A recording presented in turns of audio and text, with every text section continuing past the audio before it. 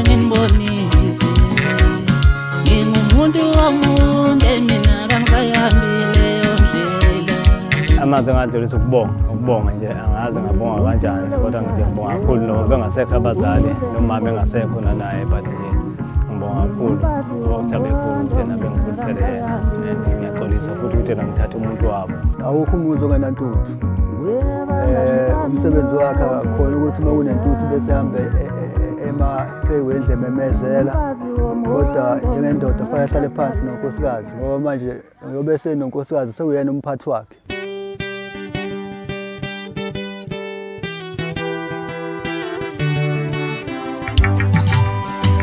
Abe mubeka maba